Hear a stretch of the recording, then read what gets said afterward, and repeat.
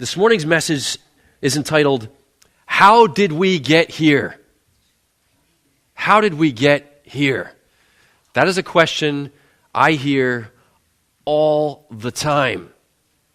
Sometimes I hear people saying that in this sense, in kind of a positive way, where people say, boy, I am so blessed. How did I end up with this family, with this beautiful wife, or this amazing husband, or these great kids? How did I end up here? Boy, I don't deserve this grace that I'm receiving. Or how did I end up with this great job, which fits me perfectly? And I love hearing that. I love hearing people give testimony of them saying, wow, God's been good to me, and I realize I have all these things in my life that I don't deserve. So people say, how did we get here in that respect? Often I hear it in this sense. Man, how did I end up in this broken relationship? How did I end up divorced? How did I end up in this dead-end job? How did I end up with this broken, diseased body? I mean, how did I get here? How did I end up addicted? All of us have experienced addiction in one form or another in our lives, and we can feel like, gosh, how did I end up here? I didn't realize it would take me this low. So I hear it in that way, too. And in one sense, the difference between the latter, the negative perspective, and the former, the positive perspective, in one sense, the difference between the two is how we are either seeing God or not. How we are seeing His character, His activity in our lives or not. And we don't, around here at our church, believe in just sort of pat answers or little sentimental ideas, little hallmark statements that we throw out there.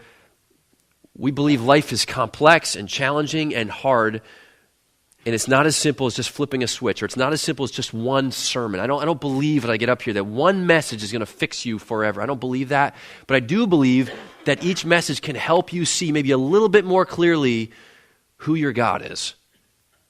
Help you trust maybe a little bit more in His character. Help you see a little bit more in your life how He's involved in the details.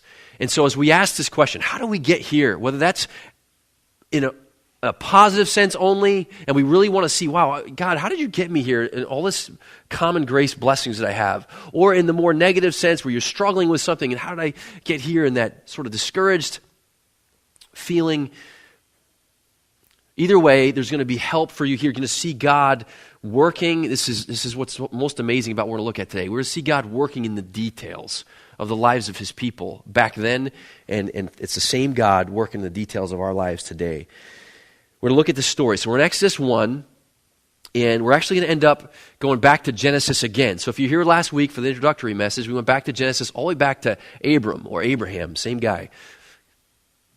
And we saw some important things. We're going to see some important things about his descendants this morning, and that's where Exodus 1 points us. But before we go there, two more preliminary thoughts. First of all, it is fascinating that God, as we look at Exodus, we see a story of people, a story of families, a story of a nation. And as I, in my own study over the years, have looked at other religions and other philosophies, it's rare that religious books and the teachings of religious gurus would include so many stories. But God is a storyteller. And He reveals truth through stories, through the lives of individuals. And so we're going to be brought into that this morning, which is awesome. And we love stories. We watch movies and TV shows and Netflix specials, and we get drawn into stories. Well, God's going to draw us into a story as we go through this book together. And we're going to see 4 truths about God in this story that unfolds before us. Okay, 4 truths. I'm going to just list them up front, and then we'll walk through them in the text. Number 1, we're going to see that God is in control of where we end up. God is in control of where we end up. Number 2, God is in control of our prosperity. Number 3, God is in control of our opposition. Any challenges, opposition, even hostility of others against us, God is in control of that. And 4th, God is in control of our burdens, the burdens we bear. Okay? That's what we're going to see as we go through this text this morning. So let's start by reading Exodus 1, just the first 5 verses for now. under this heading, God is in control of where we end up. Okay, first 5 verses. Now these are the names of the sons of Israel. Here's this family, the sons of Israel, who came to Egypt with Jacob. They came each one with his household. And here are the 12 sons of Jacob: Reuben, Simeon, Levi, and Judah, Issachar, Zebulun, and Benjamin, Dan and Naphtali, Gad and Asher. All the persons who came from the loins of Jacob were 70 in number, but Joseph was already in Egypt. So we have this family, the Israelites, the sons of Jacob, in Egypt with their wives, with their children. And it says at this point, there are 70 people. If you were here last week, you remember. If you weren't, here's what we looked at. We looked at Abraham and the promises God made to him, where he says, Abraham, look, I know that you and your wife cannot conceive children at this point, but I'm going to miraculously provide a child for you. And through that child, a great nation is going to rise up. He promised Abraham that he would do that in his life. And we're seeing here the fruition of that to a degree. We see that he's had children. That he had Isaac, and Isaac had Jacob, and then Jacob had 12 sons, and those are the sons I just listed in verses 2 through 4. Those 12 children, all a result of the fulfillment of the promises of God made way back generations ago to Abraham, the patriarch, the true patriarch of Israel, the true father of Israel. Okay? So there's this family. But they are not, and part of the promise to Abraham was, this is really important, not only would they have descendants and a nation would rise up, and not only would they be blessed and a blessing to the people around them, but he said, this is really important, they would have a land. They would have the promised land, a place to call home, a place to grow and thrive and spread out, flourish. However, here we are in Exodus 1. And where were they? The end of verse 5. Are they in the promised land? Where are they? They're in Egypt. They're stuck in Egypt. And they've been in Egypt for a time. How'd they get there? I want to show you the God of the details, okay? And how this family ended up in Egypt. And again, I think you're going to be blown away by the amazing ways God worked. So turn back to Genesis 37. Genesis 37. This is the story of Joseph. Joseph, one of the 12 sons of Jacob. The family we looked at Exodus 1, this is Joseph, okay? The second youngest son, I think, if I have the order right. We're going to read Genesis 37, 1 through 36. Follow along with the story. I'll make some comments along the way, but just sort of in your mind's eye, just picture this family and what's playing out here, okay? So Genesis 37, verses 1 and following, says, Now Jacob, there's the father, Jacob lived in the land where his father, Isaac, had sojourned, in the land of Canaan. That is closer to the promised land. In one sense, was the promised land. They were living there at that time, many years ago, with respect to Exodus 1. Verse 2, These are the records of the generations of Jacob. Joseph, when 17 years of age, was pasturing the flock with his brothers while he was still a youth, along with the sons of Bilhah, the sons of Zilpah, his father's wives. And Joseph brought back a bad report about them to their father. Now Israel loved Joseph more than all his sons because he was the son of his old age, and he made him a vari-colored tunic. His brothers saw that their father loved him more than all his brothers, so they hated him and could not speak to him on friendly terms. So stop here for a moment. Here we have this family, and can we say, here we have this dysfunctional family. Right away we see, first of all, Joseph is kind of a snitch, and his dad favors him. He's playing favorites. Everybody knows that's not cool, but that's exactly what's going on here. We have this good Christian family, not so good. Okay? Shambles. Brothers hated Joseph, not surprisingly. Hated him. Couldn't even speak to him on friendly terms. Despised him. All right, keep reading. Then Joseph had a dream. And when he told it to his brothers, they hated him even more. And you can't blame him. The guy's kind of dumb. He keeps telling them all. Listen, look what he says. He said to them, Please listen to this dream which I have had. I mean, if he can't pick up on the fact they don't like him very much, like something's wrong with this guy. So he says, Hey, everybody sit down. I want to tell you about this awesome dream I had. Behold, we were binding sheaves in the field. Now, the word sheaves is weird. It's like almost a King James word. Greg, almost. It's hard. What does that mean? It's the binding together of stalks of grain, okay, in the agricultural world. It's like all these stalks tied together. So all these bunches or bundles of stalks, he says, in the dream, we were binding sheaves in the field, harvesting. And lo, my sheaf rose up and stood erect, and behold, your sheaves gathered around and bowed down to mine. Then his brothers said to him, are you actually going to reign over us? Are you really going to rule over us? So they hated him even more for his dreams and for his words. Like, this kid doesn't get it. Keep going. Verse 9. Now he had still another dream, and related it to his brothers again, and said, lo, I've had still another dream, and behold, the sun and the moon and 11 stars, 11 stars, it's the number of his brothers, right? All 11 of them were bowing down to me. He related it to his father and to his brothers, and his father rebuked him.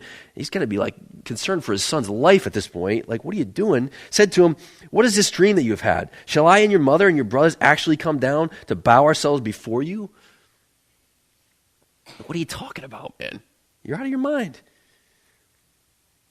Verse 11, his brothers were jealous of him, but his father kept the saying in mind. So his father somewhere sort of logged that and said, wait, maybe there's something to that. His father knew full well by experience and in his family that God worked through dreams, didn't he? He would speak to his people through dreams, and he knew they said, maybe there's something to this, but he's kind of like, can you take it easy here, Joseph, with this stuff? Verse 12, then his brothers went to pasture their father's flock in Shechem. Israel said to Joseph, are not your brothers pasturing the flock in Shechem? Come and I will send you to them. And he said, I will go. This is kind of his role often, apparently. Then he said to him, go now, see about the welfare of your brothers and the welfare of the flock, and bring word back to me. So he sent him from the valley of Hebron, and he came to Shechem. Now I want you to just consider the details of this. Like, what are the chances of this happening? So do you get what's happening? The dad, Jacob, sends Joseph to go check on his brothers to see, hey, how are they doing? And come and report back to me. Again, he's the snitch, okay? So he's always the one kind of reporting, the informant, all right? Probably those of you with kids, you have like a kid who tends to be the informant. He's always going to come and rat out the other kids, right? So he goes, go find out what's going on and come bring word back to me. So he sends him out, and he goes to this place, Shechem, and he gets to Shechem, and his brother's not there. He doesn't see him. So he's looking around the fields, he's looking all around, he doesn't see him. But a man found him, and it says, and behold, verse 15, he was wandering in the field, and the man asked him, hey, what are you looking for? And he just so happens to bump into this guy, and this guy is nice enough to say to him, hey, what are you doing? What are you looking for? Can I help you out? Verse 16, he said, I'm looking for my brothers. Please tell me where they're pasturing the flock. In other words, have you seen them? Do you know where they are? And the man said, they have moved from here, for I heard them say, let us go to Dothan. I mean, do you get how significant that is? This guy just happens to bump into Joseph while he's looking for his brothers. They're not anywhere to be found. I don't know how many people are around or whatever, but he just happens to bump into this guy. And the guy tells him, oh yeah, I heard them. Must have been close enough to overhear them saying they were going to another place called Dothan. Now, can you just sort of, in a foreshadowing way, I mean, if Joseph didn't bump into that guy and hear that they were in Dothan, none of what's about to happen would have happened. See how important that is? That he ran into just this one guy who happened to hear the brothers talking. So Joseph went after his brothers and found them at Dothan. When they saw him from a distance, I'm in verse 18 now, before he came close to them, they plotted against him to put him to death. They said to one another, here comes this dreamer. Now then, come and let us kill him and throw him into one of the pits. And we will say, a wild beast devoured him, and then let us see what becomes of his great dreams. Hey, let's put an end to this kid. Had enough of him. And we can just kind of make up, well, he was attacked by a wild beast. We can just kind of tell that story and cover up. But Reuben, and Reuben is the oldest, kind of typical oldest, responsible one. Reuben heard this and rescued him out of their hands and said, let us not take his life. Here again, I can just say quickly, hey, what if Reuben never heard them conspiring? What if they just did it and he didn't happen to overhear them saying it? But he did. So Reuben further said to them, shed no blood, throw him into this pit that's in the wilderness, but do not lay hands on him. And then privately, Reuben was kind of scheming, thinking, I got to rescue him at the end of verse 22, that he might rescue him out of their hands to restore him to his father. So it came about when Joseph reached his brothers that they stripped him of his tunic, the vari-colored tunic that was on him, the sort of symbol of his favoritism with the Father. And they took him and threw him into the pit. Now the pit was empty, without any water in it. Then they sat down to eat a meal. So Joseph's stuck in this pit, and they're just sitting around to eat a meal. As they raised their eyes, look, behold, a caravan of Ishmaelites was coming from Gilead with their camels bearing aromatic gum and balm and myrrh on their way to bring them down to Egypt. Judah said to his brothers, what profit is it for us to kill our brother and cover up his blood?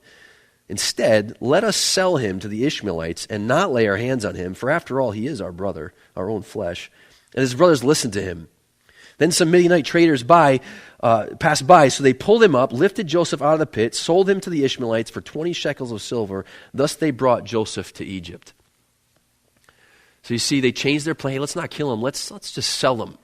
Let's make some money off him. And again, we can say, hey, what are the chances they're out there, wherever they are, happen to be on this trade route, and they just happen to have these Midianites passing through who are on their way to Egypt.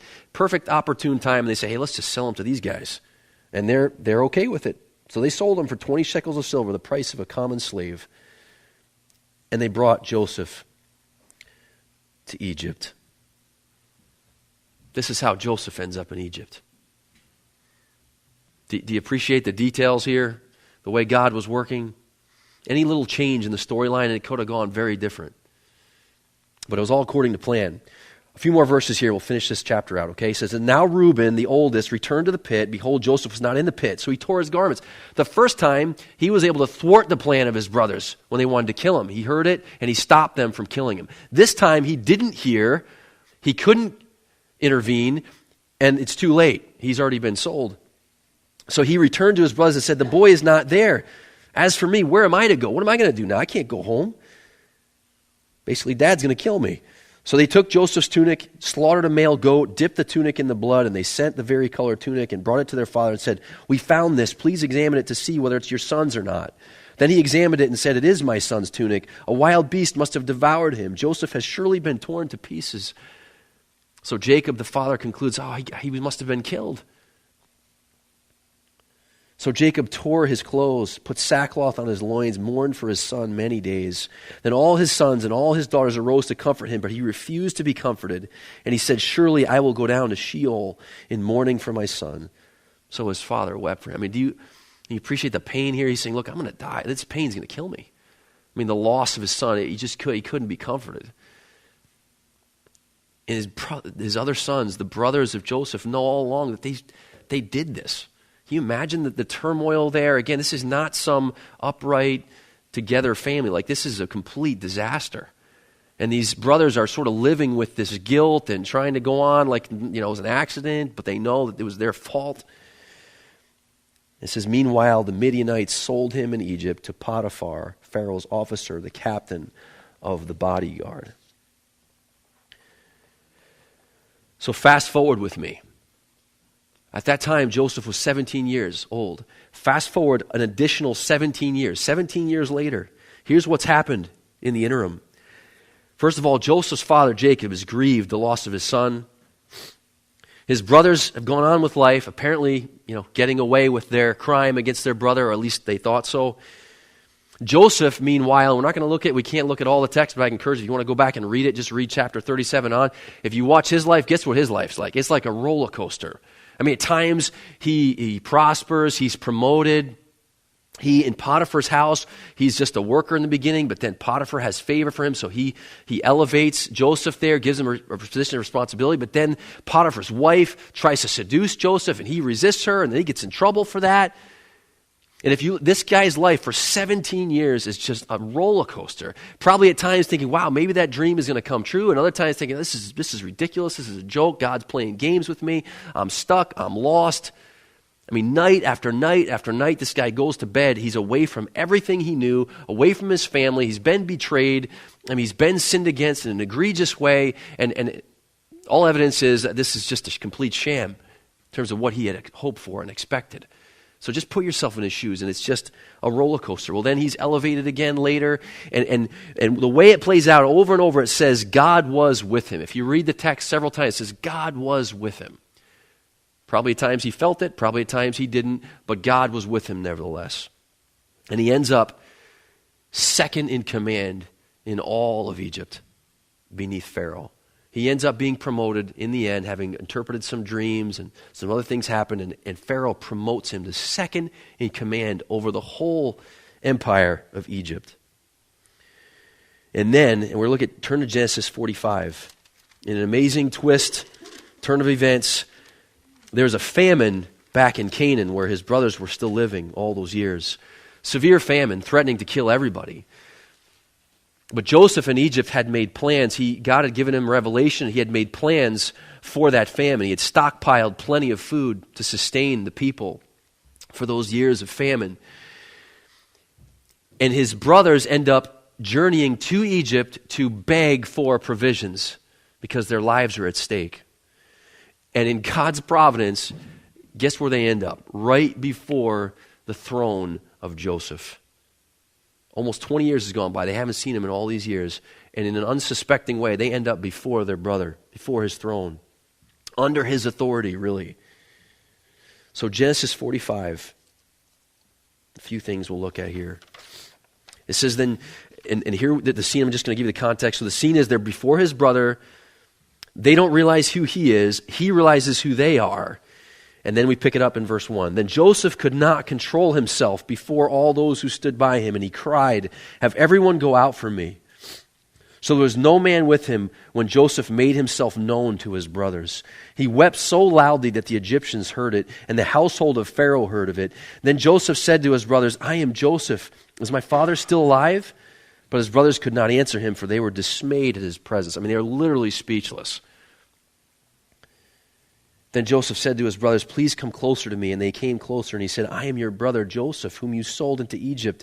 Now don't be grieved or angry with yourselves because you sold me here, for God sent me before you to preserve life. For the famine has been in the land these 2 years, and there are still 5 years in which there will be neither plowing nor harvesting. God sent me before you to preserve for you a remnant in the earth and to keep you alive by a great deliverance. Now, therefore, it was not you who sent me here, but God." You see, like 3 times he repeats, this was God's plan, God's plan, God's plan. He made me father to Pharaoh, lord of all his household, ruler over all the land of Egypt. Hurry and go to my father and say to him, "Thus says your son Joseph, God has made me lord of all Egypt. Come down, do not delay." And then Joseph says this, "You shall live in the land of Goshen," Goshen's a very important geographical location because it was the most fertile and fruitful part of Egypt. And Joseph says, under the Pharaoh's rule and under my rule, you're going to live in the best land Egypt has to offer. He says, I'm going to take care of you. So he says, you shall be near me, you and your children and your children's children and your flocks and your herds and all that you have. There I will also provide for you, for there are still 5 years of famine to come. You and your household and all that you have will be impoverished. Behold, your eyes see, and the eyes of my brother Benjamin see, that it is my mouth which is speaking to you. Now you must tell my father of all of my splendor in Egypt and all that you have seen, and you must hurry and bring my father down here. Just a few more verses. Then he fell on his brother's Benjamin's neck and wept, and Benjamin wept on his neck. He kissed all of his brothers and wept on them, and afterward his brothers talked with him. Now when the news was heard in Pharaoh's house that Joseph's brothers had come, it pleased Pharaoh and his servants. And Pharaoh said to Joseph, say to your brothers, do this, load your beasts, go to the land of Canaan, take your father, in your household, and come to me, and I will give you the best of the land of Egypt, and you will eat of the fat of the land. Now you're ordered, do this, take wagons from the land of Egypt for your little ones and for your wives, and bring your father, and come. Do not concern yourselves with goods, for the best of all the land of Egypt is yours. I mean, is that amazing? It's amazing how God sovereignly, providentially governed all the details to get this family into Egypt, to get them to be in the place where they belong, exactly where they were supposed to be. God had them exactly where they were supposed to be, and he governed all the details of their lives, including Joseph just happened to bump into that guy who happened to tell him that his brothers were in Dothan. And then he went there. And then Reuben happened to be able to thwart one plan but not another. Do you see? I mean, all the things that happened, it just played out perfectly so that Joseph would end up in Egypt all these years later in an exalted position and could provide for his family. That they would come and live in the best of Egypt so that they could multiply and flourish and thrive there. And generations earlier, when God promised Abraham blessing, descendants, a nation, and a land, he said, and he said sort of parenthetically, your descendants will live in a land that is not their own for 400 years, and they will live under oppression, but then I will give them even more at the end of that, and they will come out. So years earlier, God had predicted all this. It's all playing out according to his plan, which is just amazing. So go back to Exodus 1 and think about this for a minute. I know you look back in your life and you see things that just don't make sense to you. Things that happened, decisions you made, relationships you got involved in or left behind, financial decisions you made, career decisions you made. And for some of you, that can be a bitter thing to look back and say, gosh, how did I end up here? And you see those details and you're discouraged by them. And maybe there was a lot of sin involved on your part and the part of other people, and that even more just sort of echoes through your mind this message that, you know what, you're just stuck. You know what, God's just sort of let you make a mess of your life. And now you're destined to live with all the bitter consequences of it. And it's just dark and hopeless. I know for some of you, you feel that way. Some of you don't. Some of you, as I said earlier, you look back and say, wow, you can see God's hand in this and this and this, and you're thankful. And those of you look back and you're just distressed. Either way, God was over it all. He was involved in the details of your life, just like he was involved in the details of their lives. This is who he is. He's consistent. This is how he operates. So when it comes to how do we end up where we are, how do we end up maybe in our dysfunctional family we have, just like Jacob's family? How do we end up here? Answer, ultimately, God. Yeah, you made choices. Other people made choices. Good things happened. Bad things happened. And God says, hey, ultimately, it's all good, and it's all part of the plan. It's God. And this is something just amazing in that. At the end of Joseph's life, this one last thing from Genesis, in the end of chapter 50, the very end of Genesis, Joseph, his brothers are fearful, and understandably, they're thinking, gosh, he's going to, at some point, like this Mr. Nice Guy is going to go away, and he's going to take revenge on us. I mean, it makes sense, right? After what they put him through and all the suffering he endured for all those years. And they're thinking, gosh, we got to figure out something. So they say, hey, by the way, and by this point, their dad, Jacob, had died, and say, hey, by the way, Dad's dying wish was that you'd be nice to us. Once again, just kind of scheming, right? So, hey, just want you to know. And you know what Joseph says to him? He says, am I in God's place? Is it for me to dole out any kind of retribution? He says, no. He says, look, this is one of the most fascinating and probably perplexing statements in all the Bible. But here's what he says. He says, listen, this is Genesis 50, verse 20. What you intended for evil, God intended for good. So in all that played out in Joseph's life, there's a lot of evil involved, including on Joseph's part. And looking back, he says, look, you had evil intentions. And in those same events, those same activities, God was behind the scenes with good intentions. There's some mystery in that. But there's also great encouragement in that. That anything that happens, no matter how dark, God has good intentions for. So how did we end up where we ended up? It's God. His intentions, his plans. We're going to go a couple more verses in Genesis or Exodus 1, just a little farther. That's sort of the main point I wanted to make, but a few more points that sort of fit with it.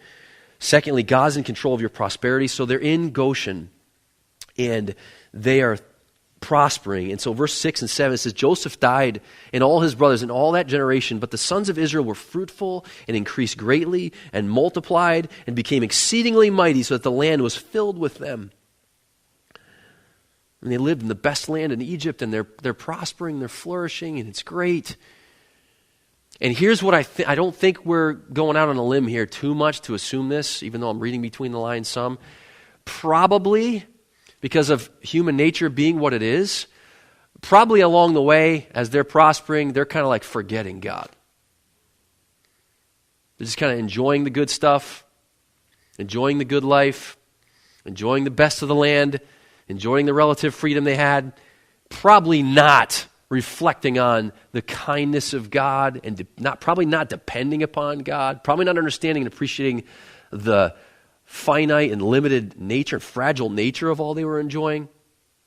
I'm guessing here they're probably somewhat comfortable, excuse me, and somewhat apathetic. I'm guessing. And God allowed that, didn't he? I mean, who was over Joseph and Pharaoh that they would say, come and live in the best of the land so they could grow like this? So God's in control of prosperity, and that's the same for us. Later in Deuteronomy 8, God will say to his people, hey, just don't forget, when you get in the good land, the promised land, you're enjoying all the blessings of that. He says, remember the Lord your God, for it's he who is giving you the power to make wealth, even the power you have to get a degree, to get a job, to make money. God's giving all of that to you. Paul says in 1 Corinthians, what do you have that you didn't receive? And if you've received it, why do you boast as if you didn't receive it? Everything you have, every single solitary thing you have is a gift to you. And you say, well, I worked hard. I punched the clock. I worked overtime. Well, who allowed you to have the health to be able to do that? The mental ability to be able to do that? Who allowed you the relationships of support that enabled you to do that? God is behind all of it. So God is in control of our prosperity and even allows us to become apathetic at times. Thirdly, God is in control of the opposition. This is, truly mind-boggling. Fits with what we've said so far, but in maybe even more of a clear way. But look at verse 8. It says, now a new king arose over Egypt who did not know Joseph. So there's a new king in town, new sheriff in town, okay? He said to his people, behold, the people of the sons of Israel are more and mightier than we are. Come, let us deal wisely with them, or else they will multiply. In the event of war, they will join themselves to those who hate us and fight against us and depart from the land. So they appointed taskmasters over them to afflict them with hard labor. And they built for Pharaoh storage cities, Pithom and Ramesses. But the more they afflicted them, the more they multiplied, and the more they spread out, so they were in dread of the sons of Israel. So now you have opposition. In the world we live in, whether it's political entities, business entities, corporations, whether it's you and your family and your endeavors, is always competition, isn't there? If I'm going to have the best of the best, then anyone who rises up with power is a threat to what I have. Now they're seeing the Israelites prospering, and they're saying, hey, they're a threat to us. And many, many generations have gone by. Probably hundreds of years have gone by, and they're not remembering Joseph and all that he had done to benefit the nation. All that's long gone in their minds. All they're seeing is this threat. And so now they say, we've got to suppress, we've got to put them down and crush them under weight so that they can't thrive like this anymore. And I'm going to turn you to a place to see something that's, again, striking. Turn to Psalm 105 for a minute. Psalm 105. And I just want you to hear this and see it for yourself. Psalm 105. Many of the psalmists referred back to the Exodus and what happened there. It was, in the Old Testament, it is like the most important event of the Old Testament, arguably. And so they often reflected on it. And listen to what this inspired psalmist says about what happened there. Verse 23, Israel also came into Egypt. Thus Jacob sojourned in the land of Ham. And he caused his people, that is he, God, caused his people to be very fruitful there and made them stronger than their adversaries. He, verse 25, that is God, turned their heart to hate his people, to deal craftily with his servants. So even this ill will, this malice on the part of the Egyptians, who was behind it ultimately? God was behind it. The psalmist, inspired by God, says he turned their hearts to hate his people, to oppress them, to afflict them. Do you see how God is at work behind the scenes? I mean, can we just admit for a second, part of us doesn't like this? I mean, God is not the author of evil. He's not making people think evil thoughts and do evil things. He is not. He is only good. He's only kind. He's only loving. But he has good, kind, loving intentions for allowing and even tinkering with the hearts of men some. We're going to see that later with Pharaoh in the book of Exodus. God does that. And why is it? And this is where we're coming to a climax here, okay? We're building to a climax. Back to Exodus 1. He's preparing his people for salvation. Because we humans are so apt to be independent, so apt to just go it alone, do things our way, walk as if God doesn't exist or as if we don't need him to exist. Because we're just so apt to just press on with bigger, better, more, and invite a whole host of problems and invite destruction into our lives and destruction into our relationships and misery for ourselves and misery for others. We have a compassionate, sovereign God who sees that and who intervenes, who orchestrates all the details to rescue us. And in this moment right here, he is setting his people up for rescue, for salvation, to come and save the day, to help them see, you need me. You think you don't, but you do. And if God wasn't loving and if he wasn't caring, he'd say, fine, have it your way. Go ahead, destroy yourself. Destroy everybody else around you. Have at it. But he's not that way. So he acts and he intervenes. The last verses, 13 to 14. This is God is in control of the burdens you bear. The Egyptians look at, by the way, all the words that speak of work here. The Egyptians compelled the sons of Israel to labor rigorously, and they made their lives bitter with hard labor in mortar and bricks and all kinds of labor in the field. All their labors which they rigorously imposed on them. In the words rigor and labor, it speaks of just where the Israelites end up. Prospering, comfortable, probably apathetic, and now they're just crushed and beaten down and exhausted, laboring, toiling. Why? To survive. This is their only hope for survival. They don't have a choice. It's grueling. Wearing them down to nothing.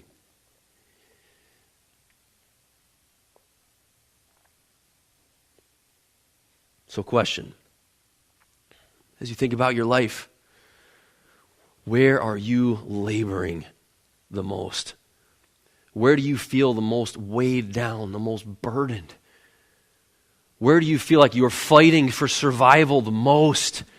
In what relationship? You are trying to control that spouse, that child, that person at work. You've got to get them to be a certain way for you, because if you can't get them to be that way, then you can't flourish and thrive. And so you're working and working and working at it, and you're exhausted under the weight of all of it. And the sinner in your life is not cooperating. They're opposing you. They're oppressing you. Where is that happening in your life? And you just feel burdened. And all that's coming out of you is resentment and anger and hate. And you're turning to the same old things, the same old addictions, the same old distractions, just to try to get a little bit of breath of air to keep going, and it just keeps failing you. And you feel wiped out. And part of you, the despairing part of you says, there's nothing, there's no meaning in this. I'm just stuck. Where is that happening in your life?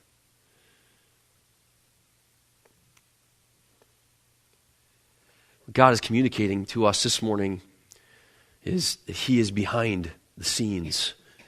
He's working in every aspect of what's going on in your life. Every single aspect of it. And whatever it is, it's making you work and strive and toil. And the outworking of that, the expressions of that, anxiety and fear and greed and cravings and lust and anger and hostility and conflict and depression and misery, all that underneath it is I got to provide for myself. I got to make it. I got to live. And you're a slave.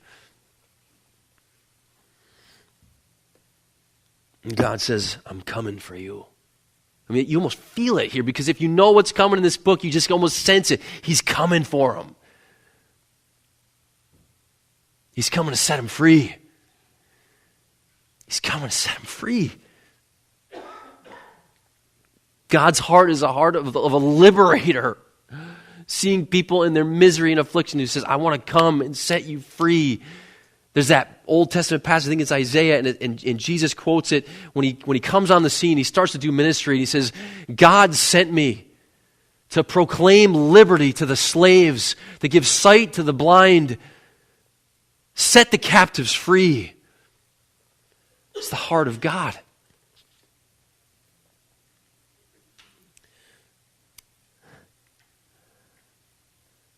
And the ultimate fruition of it all is the greater Joseph. The ultimate fulfillment. The greater Joseph, Jesus Christ, who lived amongst his own. He came to his own, and his own received him not. They betrayed him. They turned him over. And just like God was sovereign over the details and even the evil that happened to Joseph, God was sovereign over the details of Jesus' life and the evil that happened to him. His betrayal all throughout his life and ministry, his betrayal in the end when he was tried and executed on the cross.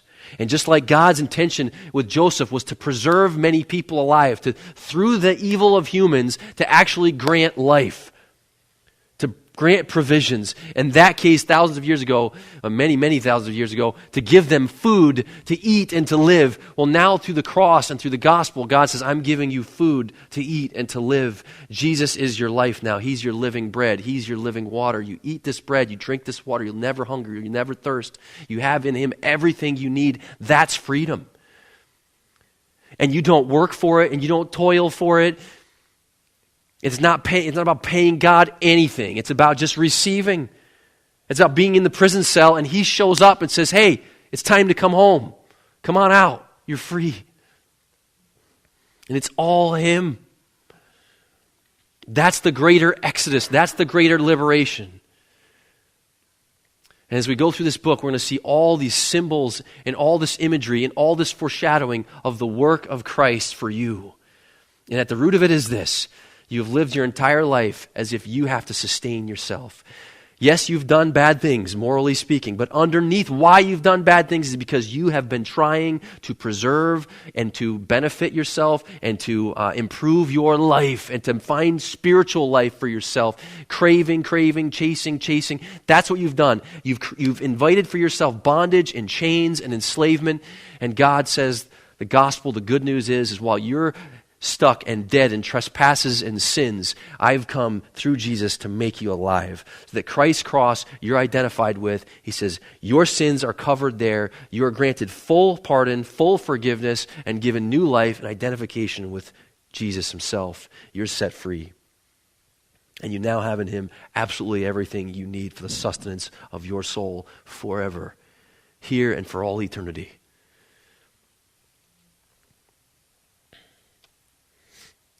That's what this is leading us to. And it sets us up perfect to take communion together.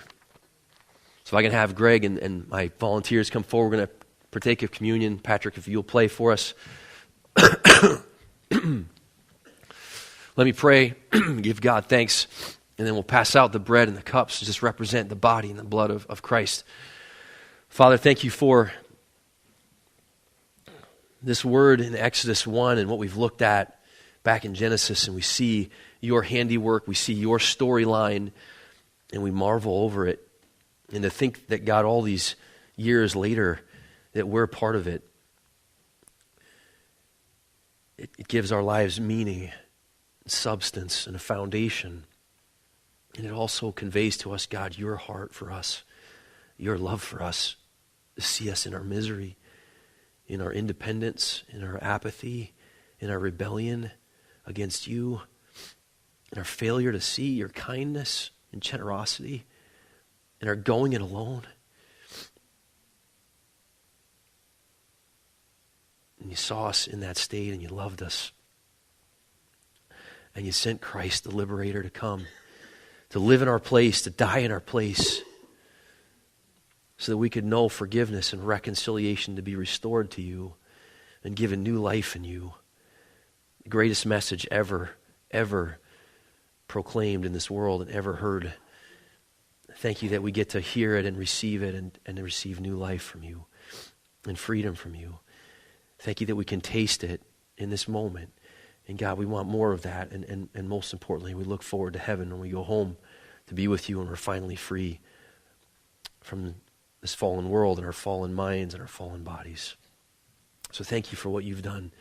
Pray now as you partake your communion that it would be a time of sweetness to us and refreshment to us even more. In Jesus' name, amen.